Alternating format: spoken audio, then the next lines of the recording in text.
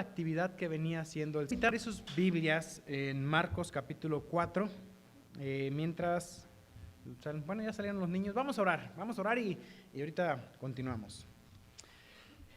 Señor nuestro Dios, damos gracias, Padre, porque, Señor, reconocemos tu poder, porque tú eres aquel, Señor, que calmas las tormentas en nuestra vida, que calmas, Señor, esas iras del negro mar, como decía el canto que cantamos ahora. Gracias, Padre, porque tú eres nuestra paz y porque en ti, Señor, podemos encontrar, Señor, esa paz que tanto necesitamos. Pedimos, Señor, que tú nos hables, que podamos, mi Dios, descansar siempre en ti, en la presencia tuya en nuestra vida, Señor, y en el poder de tu palabra, Señor, nosotros. Por eso, hoy te pedimos que sea tu palabra la que hable a nuestra vida. Damos gracias, Señor, en el nombre de Jesús oramos. Amén. Muy bien, abramos nuestras Biblias en Marcos, capítulo 4.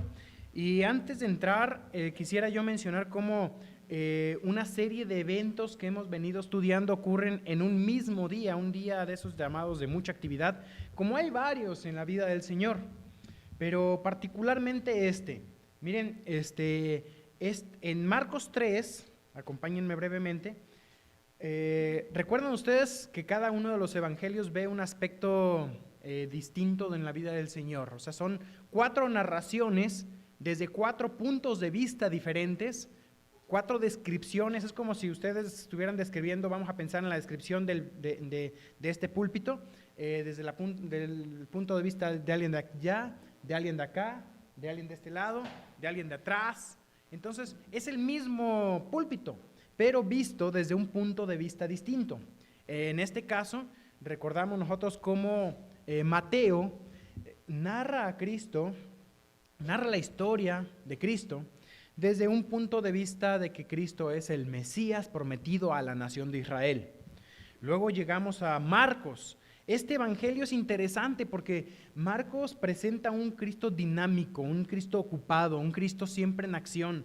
De hecho, muchos de los verbos, algunas Biblias, por ejemplo, me gusta mucho también la Biblia de las Américas, coloca un asterisco en ciertos verbos que presenta a Jesús en acción, en el momento. En lugar de, y se subió Jesús a la barca, dice, y Jesús se sube a la barca. O sea, como en el momento, pues, o sea, los tiempos verbales que usa son de acción. Marcos es el que presenta a Cristo como Jesús, el siervo. Luego vemos a Lucas. Lucas, con su profesión de médico, presenta a Cristo como hombre, como un ser humano. Él va desde la genealogía que va y presenta la genealogía de Cristo desde Adán, y en todo lo que las narraciones y el énfasis que le daba a su evangelio es Cristo como un hombre perfecto. Y luego llegamos a Juan, que hace el otro lado también de esta visión también, que sería Cristo como Dios. Él presenta, la genealogía de Juan es interesante porque dice, en el principio estaba el verbo.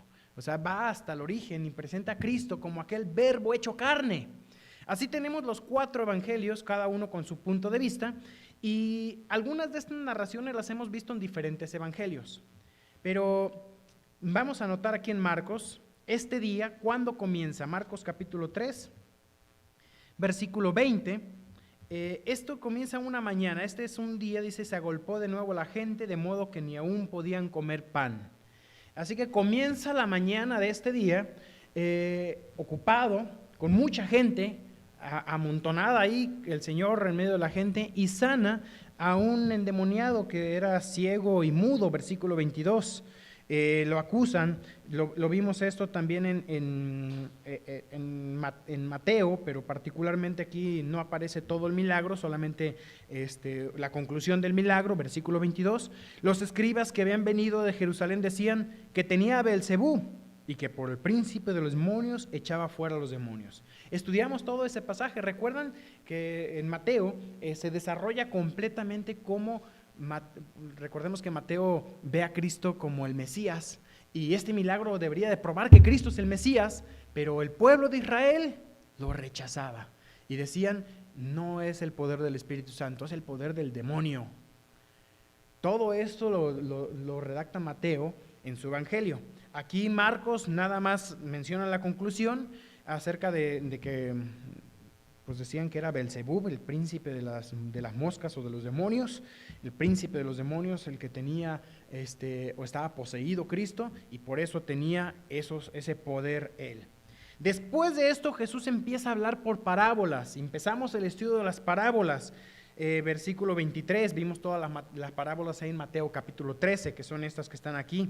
Primero una enseñanza con él, cómo puede Satanás, versículo 23, echar fuera a Satanás, y pone este ejemplo que también ya estudiamos. Y bueno, finalmente vemos a unos demandándole señal, haz alguna señal, haz algún milagro para que creamos en ti. Luego viene los hermanos del Señor con María y le dicen, este está fuera de sí, lo van a matar, y venían buscándole para sacarlo. En la tarde pronuncia algunas parábolas más, algunas de las cuales él interpreta. Llega la noche y vamos a ir ahora sí a Mateo capítulo 4. Parte de las parábolas están aquí en Marcos, ya las estudiamos. Vamos a avanzar, aquí están todas las parábolas, versículo 33, Marcos 4, 33. Y con muchas parábolas como esta les hablaba, conforme a lo que podían oír, y sin parábolas no les hablaba, aunque a sus discípulos en particular les declaraba todo. Así que es todo un día de enseñanza.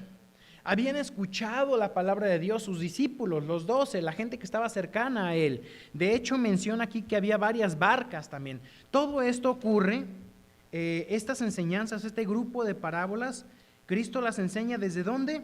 Desde una barca. Fíjate, versículo 1. Otra vez Jesús comenzó a enseñar junto al mar, y se reunió alrededor de él mucha gente, tanto que entrado en una barca, se sentó en ella en el mar, y toda la gente estaba en tierra, junto al mar. Y más adelante menciona también que había otras barcas también ahí, o sea, era la gente en la playa, Jesús en la barca, otras barcas alrededor del Señor, mientras Él enseñaba. Así que tenemos ahí el panorama de todo esto. La enseñanza estaba. ¿Y qué pasa en la escuela después de un buen grupo de enseñanza? ¿Qué sigue? El examen sorpresa, ¿no? Y esto es lo que vamos a ver acá. El Señor les hizo un examen. La lectura la vamos a tener. Antes de tener la lectura, nada más quisiera que veamos un pequeño clip de un video. Vamos a verlo.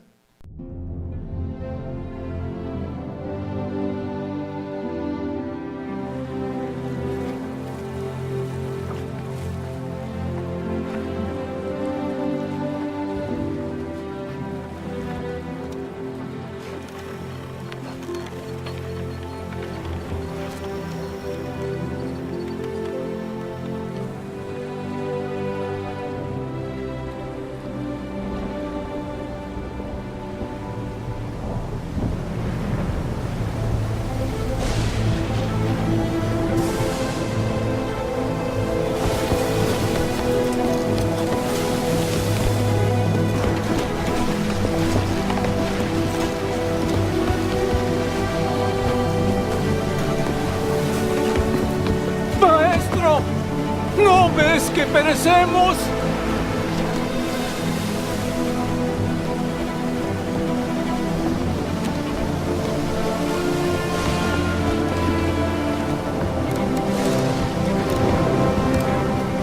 Calla. Enmudece.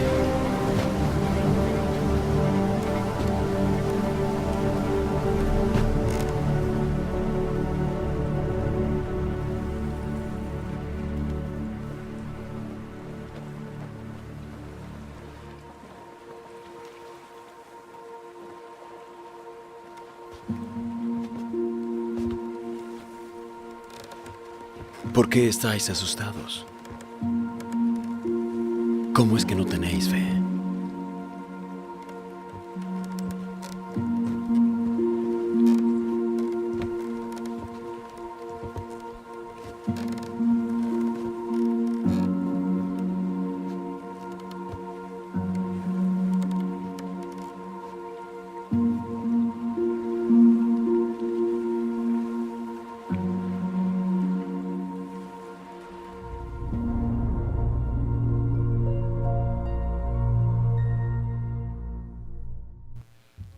cortito el video, pero creo que nos da un panorama de lo que vamos a estudiar, también visual, que a veces nos ayuda a entender un poquito mejor todo esto. Y la lectura, vamos a hacerla, dice versículo 35, si me acompañan.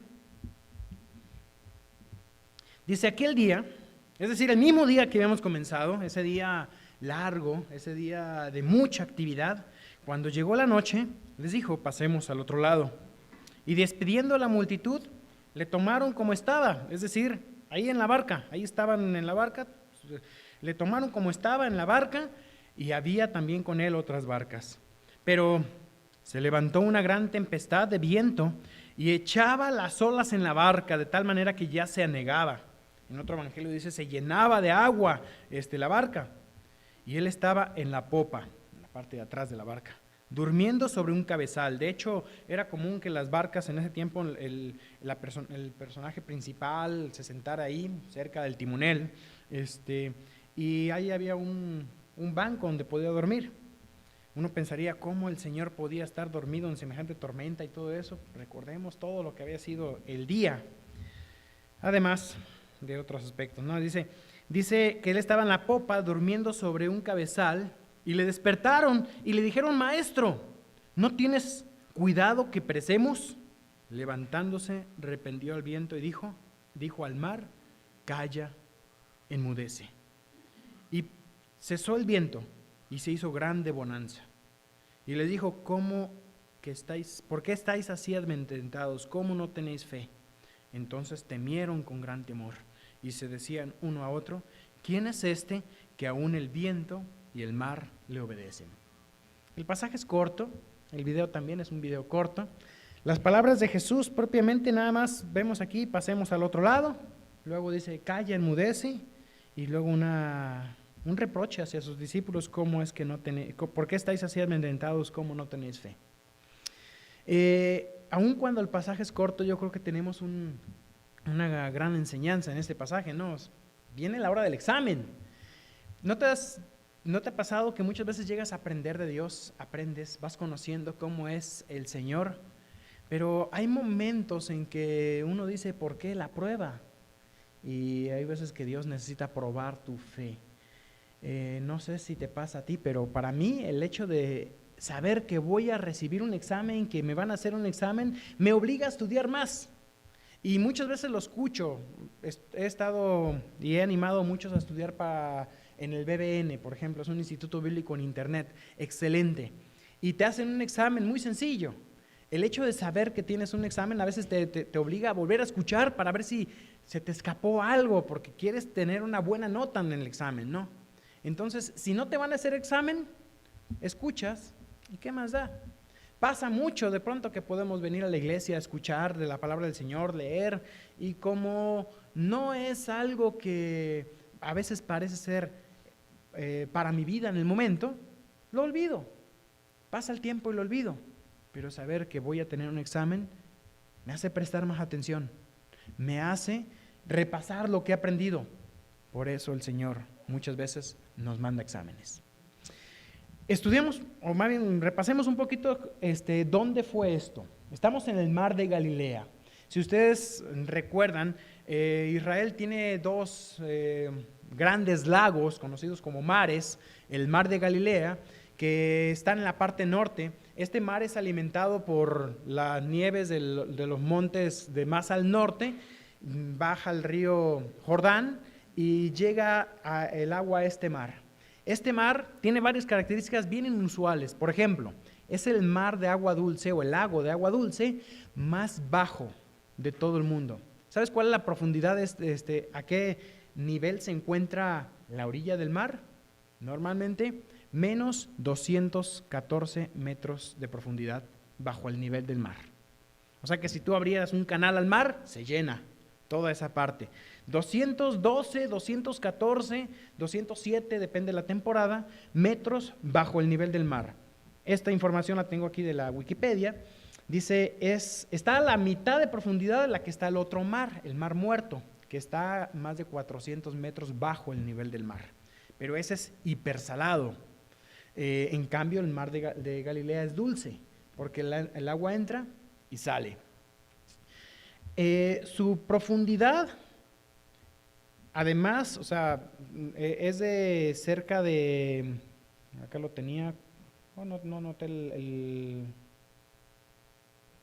la profundidad del agua, pero sí son cerca de 40 metros de profundidad, en la parte más profunda del mar, así que sí se ahoga alguien ahí, no es un charquito que el agua te llegue a la cintura, es profundo, es un mar profundo, pero es pequeño, tiene 12 kilómetros de este a oeste y tiene 21 kilómetros de norte a sur. Es un mar relativamente pequeño, pero aún así este viaje podríamos estar pensando que si sabemos a dónde llegó, que lo vamos a, bueno, ese tema se estudia en el siguiente, está haciendo un viaje de aproximadamente unos 20 kilómetros de distancia, de noche. Sí que era apropiado hacerlo en la barca, porque el viento te iba a llevar, pero tiene otra característica más este mar, que es por su profundidad, es muy cálido. Entonces está rodeado de montañas y el hecho de ser tan cálido, cuando llega una tormenta de las montañas que son muy frías, ¿qué pasa? Desciende el agua muy rápido.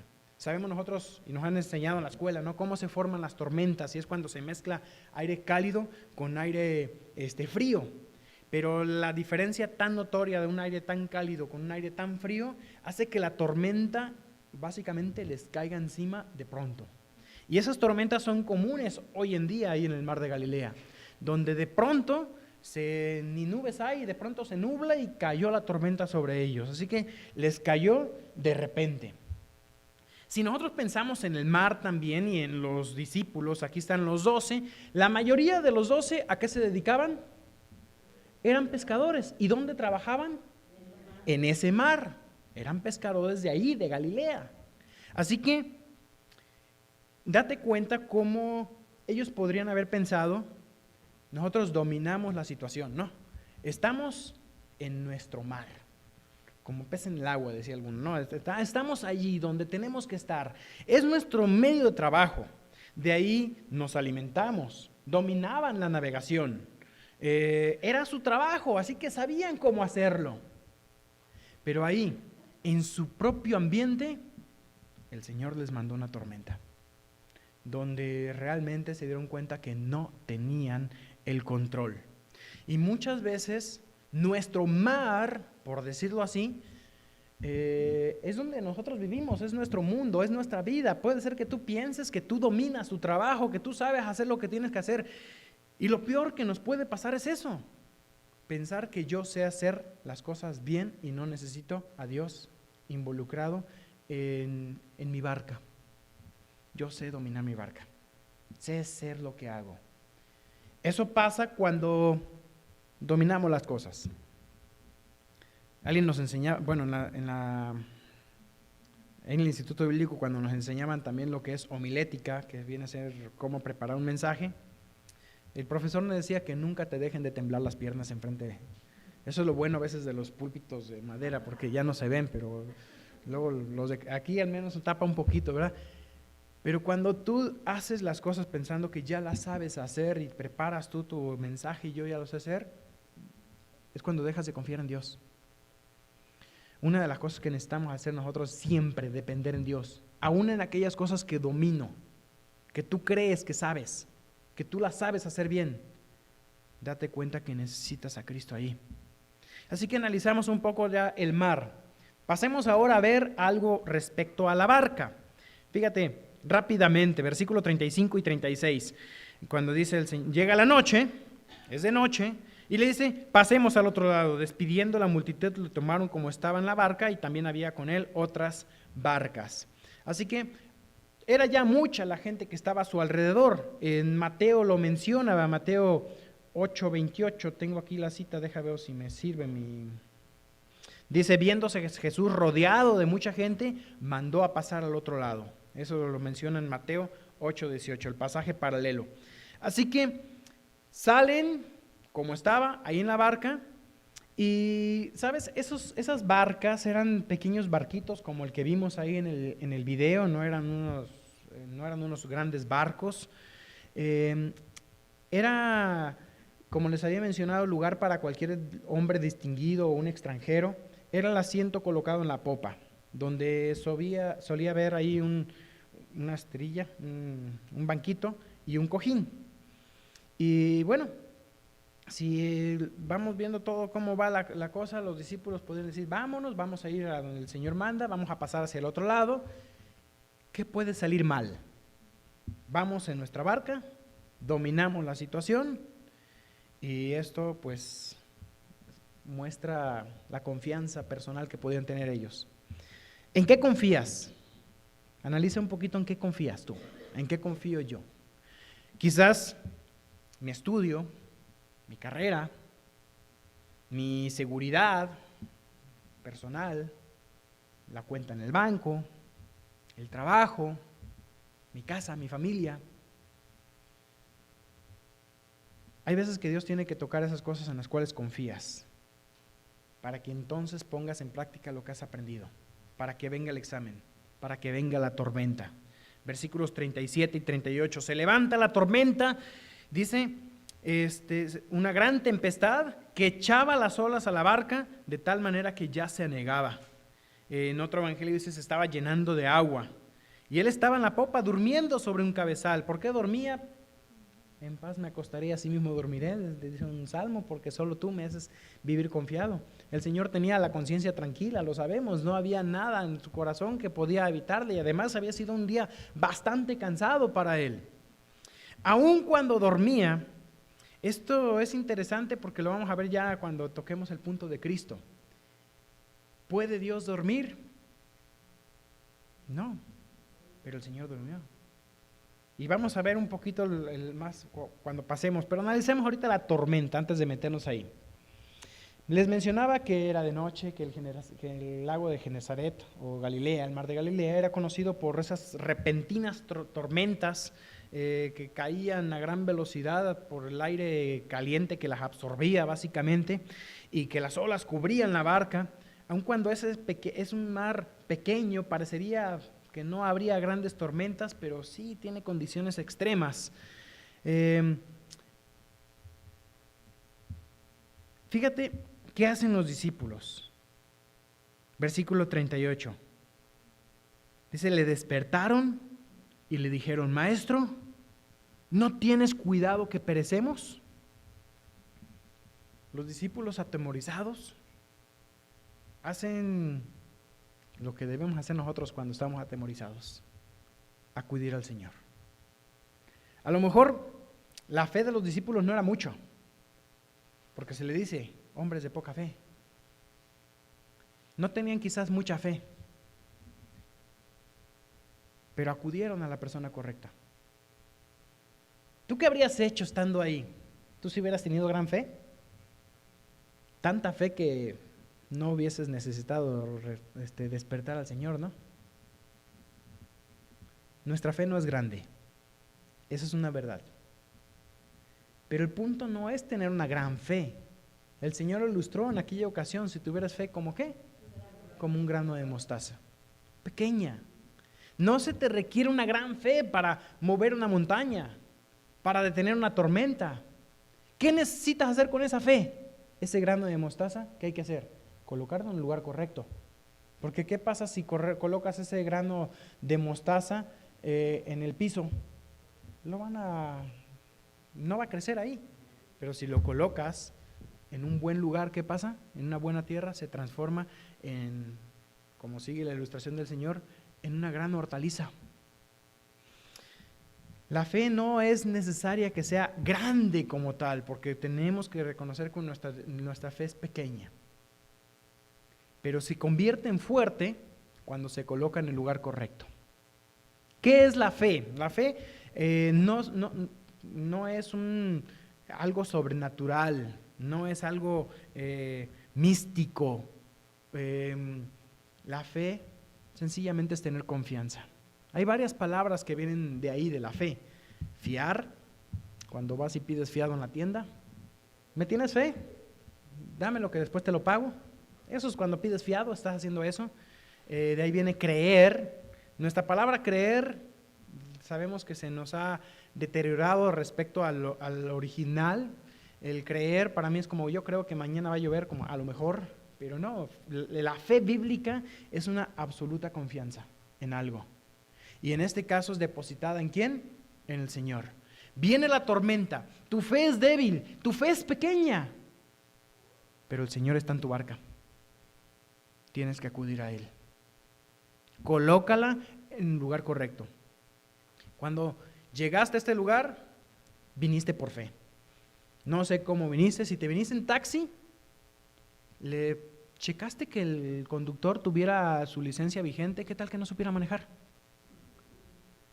¿Qué tal que el coche en el cual te viniste, el motor no andaba bien? No sé cuánto checaron el aceite del motor antes de venirse. Nadie, se vinieron por fe. Cuando te subes, tú estás confiando en que el coche funciona. Llegaste y te sentaste en la silla. ¿Y cómo sabes que la silla iba a resistir tu peso? ¿Qué tal que ya estaba quebrada de un ladito? Por ahí están unas sillas quebradas, guardaditas, para que no pase algún accidente, o que ya estaban fracturadas. Pero ¿qué tal que la tuya estuviera fracturada? Te sentaste en la silla por fe. Colocaste el peso de tu cuerpo en una silla.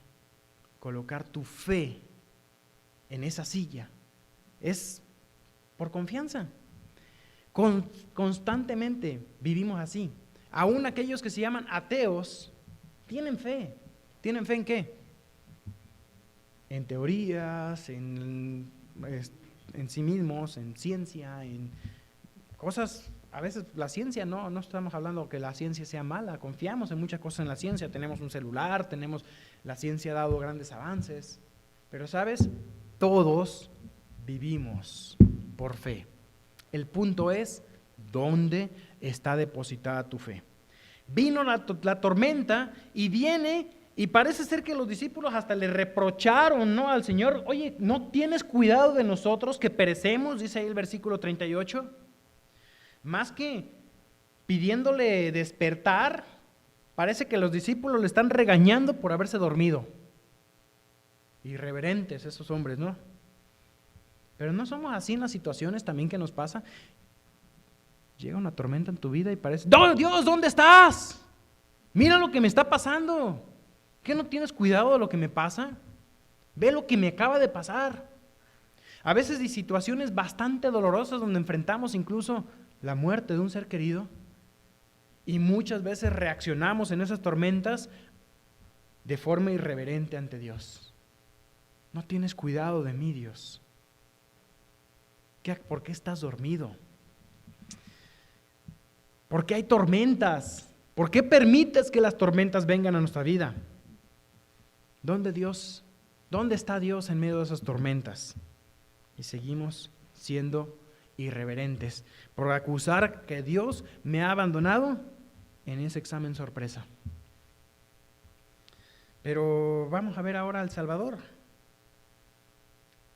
Versículo 39, levantándose, reprendió al viento y le dijo al mar, habla a los dos, al viento y al mar, calla, enmudece. Y cesó el viento y se hizo una grande bonanza. Cuando la tormenta estaba azotando esa barquita, escuchaban ese estruendo de la tormenta, el Señor se paró y calmó la tormenta. Y cuando esas tormentas azotan tu corazón, a veces lo único que escuchamos es el sonido de la tormenta, ¿no? ¿Qué vemos en medio de la tormenta? Los nubarrones negros, los rayos, el agua, las olas de la barca. Pero hay veces que tienes que escuchar las palabras del Señor que te dice, cállate, enmudece, tranquilízate. Y esto es consolador.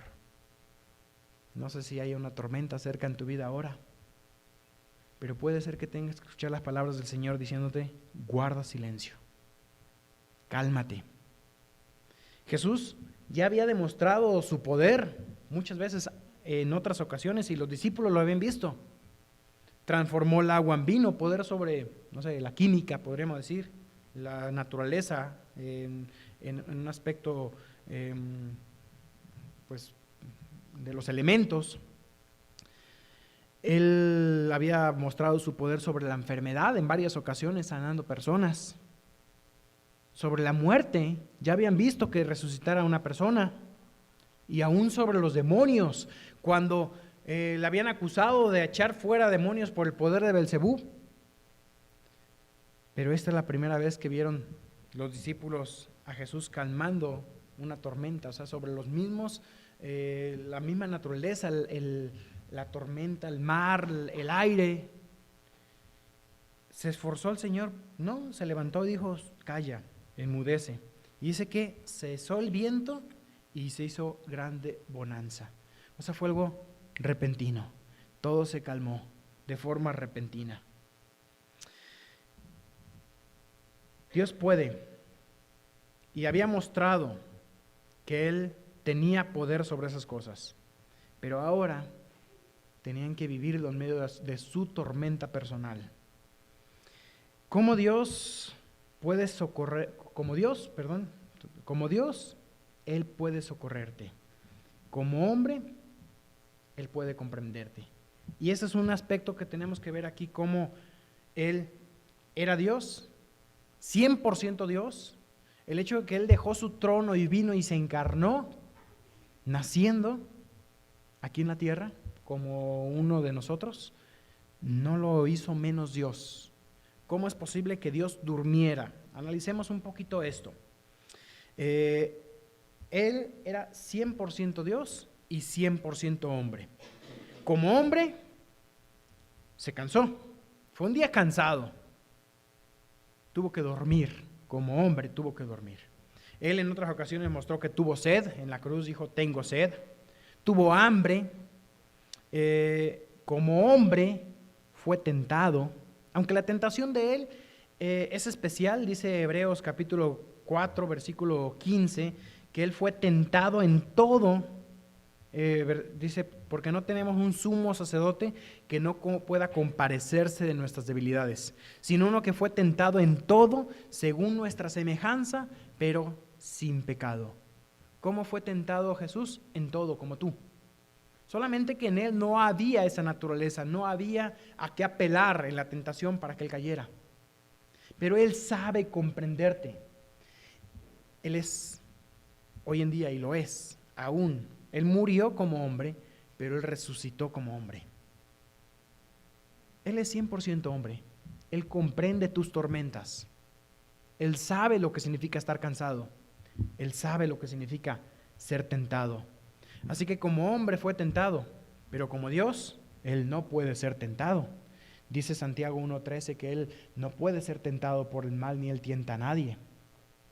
Su impecabilidad, el hecho de que Él no puede caer en pecado, garantiza nuestra salvación y garantiza nuestra santificación, porque Él está en ti, Él está en tu barca, Él está contigo. Viene la tormenta, Él está allí. Él puede calmar la tormenta cuando Él quiera. El punto es ese, cuando Él quiera. Porque puede ser que todavía estás luchando por controlar tú la barca. No sé cuánto tiempo los discípulos estuvieron luchando por poner las velas en la posición correcta, por sostener el timón, por sacar el agua de la barca. O si fue rápido, no sabemos cuánto tiempo lucharon. Pero muchas veces nosotros estamos luchando también. Y hay veces que aunque acudamos al Señor, parece ser que el Señor no despierta. Pero puede ser que no sea el tiempo todavía, que aún necesite ser probado.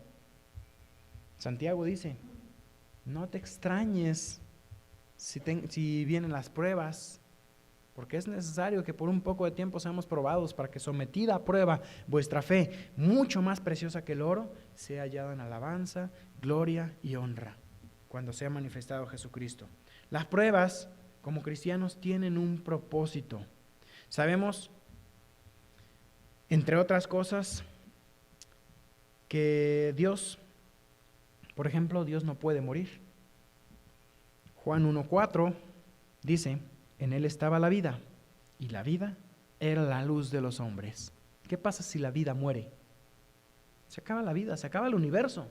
Dios no puede morir. Pero Él murió. Él murió por ti. Es un gran misterio realmente cómo conciliar eso. Sabemos que quien murió por nosotros en la cruz era Dios. Como hombre pudo morir. Y esa humanidad en Él pudo hacer que Dios muriera, sin que Dios muriera. ¿Cómo explicarlo? No puedo explicar esto. Eso es imposible. Pero el punto es que Él pagó por mí. Él es el creador y sustentador de la creación, dice Colosenses capítulo 1, versículo 15 al 17. En Él fueron creadas todas las cosas, las que hay en los cielos, las que hay en la tierra, visibles e invisibles, sean tronos, sean dominios, sean principados, sean potestades.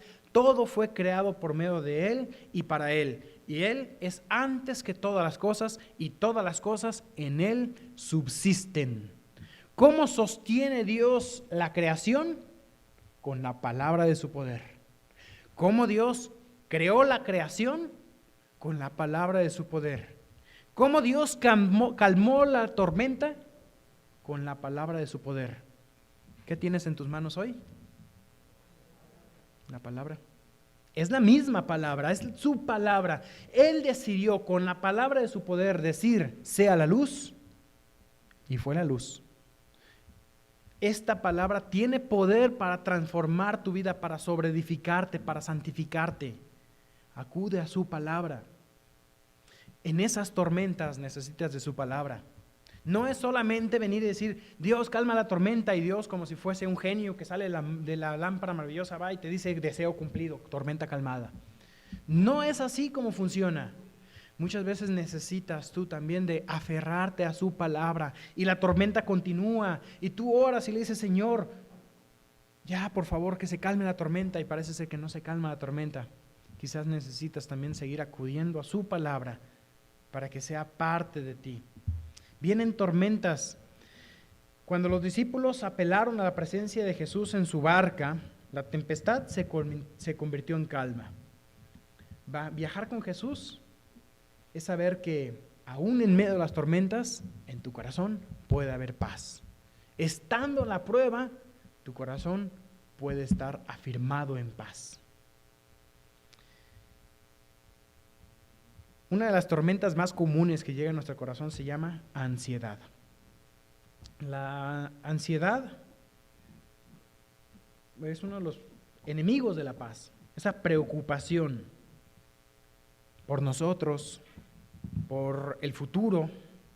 Muchos puede ser que estén viviendo con una preocupación por un futuro desconocido, preocupación por aquellos que amamos, pero, ¿sabes?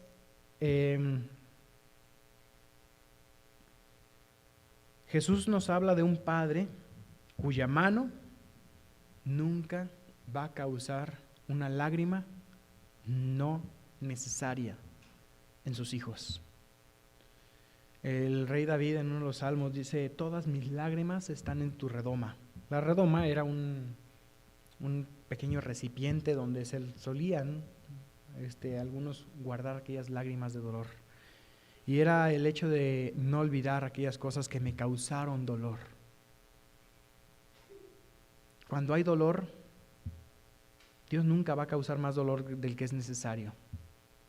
Todas mis lágrimas están en tu redoma. Él tiene memoria de esas lágrimas. Y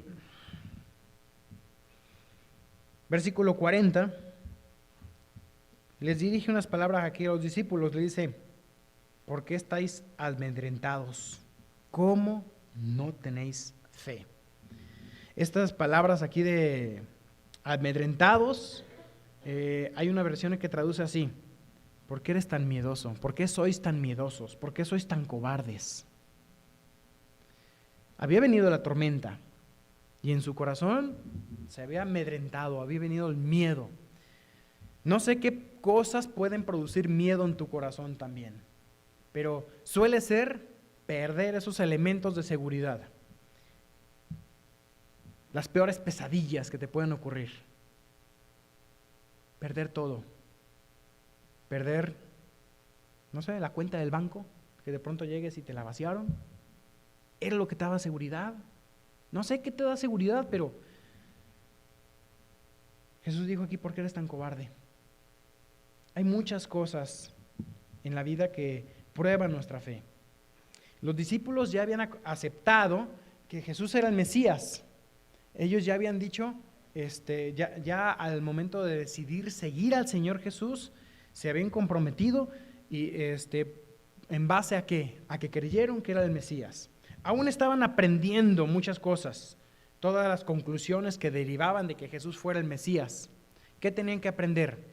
Tenían que aprender que Jesús como Mesías, su propósito no era venir a liberar al pueblo de Roma, era venir a liberar sus almas del pecado.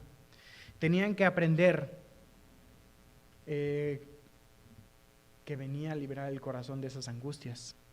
Y no sé qué parecidos eran a nosotros, no los discípulos, porque aun cuando habían aceptado la condición de Mesías, sabían que Él era Dios, habían visto que hacía milagros, que tenía poder sobre enfermedades, todavía seguían aprendiendo. Y en la angustia se aprende mucho.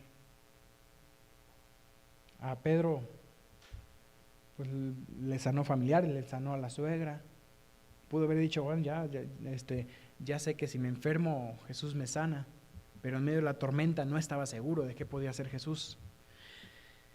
Y Dios permite que pases por circunstancias donde vas aprendiendo diferentes aspectos de la vida o de la presencia de Dios en tu vida, de que Jesús está en tu barca. ¿Cómo Dios te está enseñando ahora? ¿Quién es Dios para ti? Y hay muchas cosas que aún no las he aprendido. Siguen las lecciones. Gracias a Dios porque Dios sigue de maestro. Dios sigue enseñándonos. Y aún muchas veces esas enseñanzas implicarán pruebas. Pruebas que has pasado, que estés pasando o que van a venir. Pero recuerda, en la barca, ahí está el Señor. Fíjate, le reprende aquí, ¿por qué sois tan miedosos? ¿Por qué sois tan cobardes? La fe echa fuera el temor, dice Juan. Y muchas veces por temor no tomamos decisiones de fe. ¿Qué decisiones de fe? Por ejemplo, congregarte. Para muchos es una decisión de fe, dejar de trabajar para poder congregarte, poder estar aquí. Por ejemplo, decisiones de fe.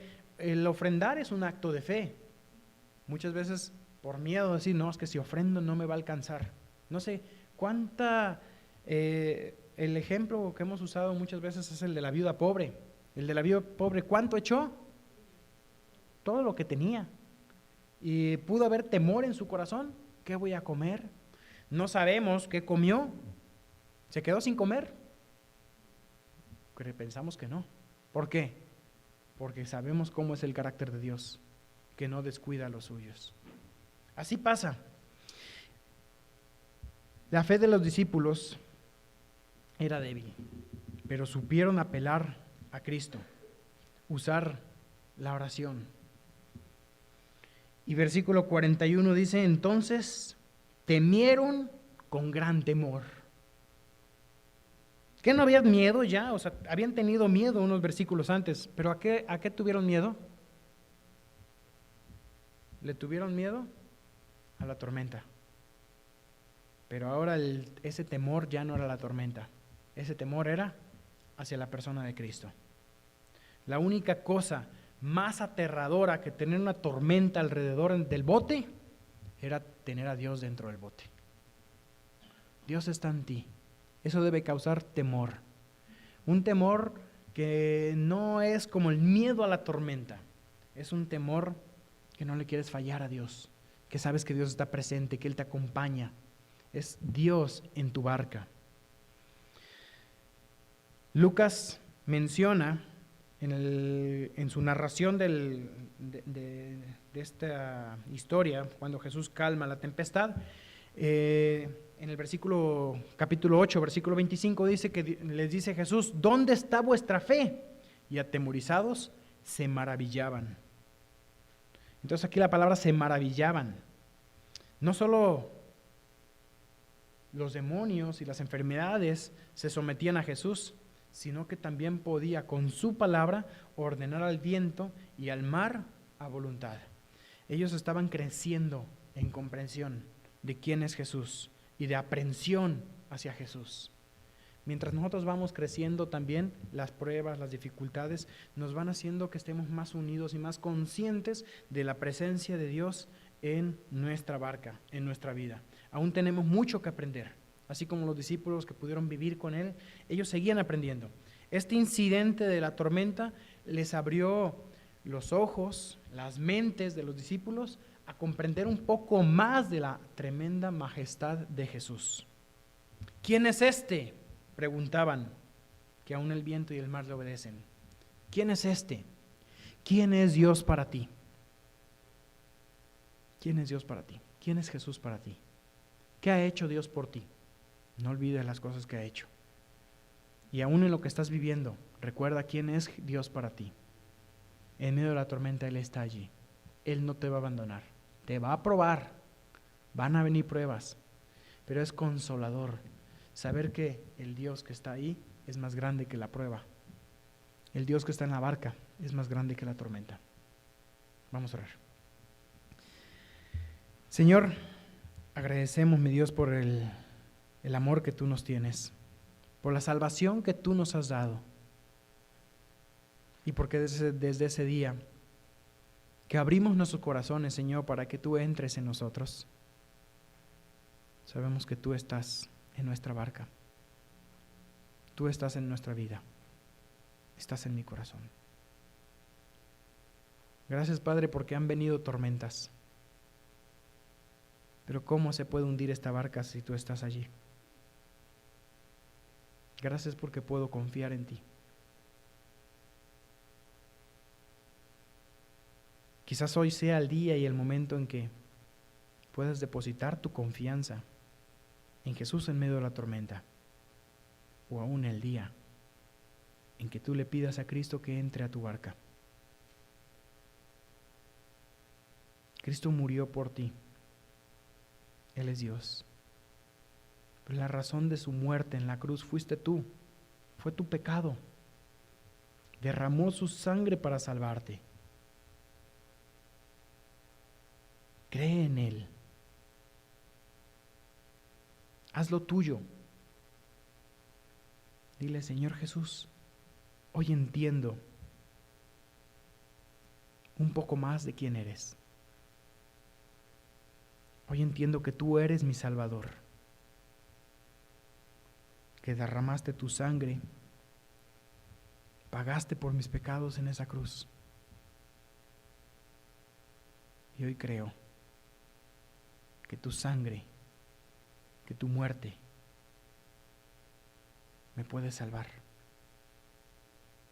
porque fue por mí. Acepto ese sacrificio. Hoy abro la puerta de mi corazón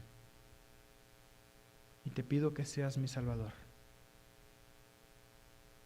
Te acepto como mi único y suficiente Salvador.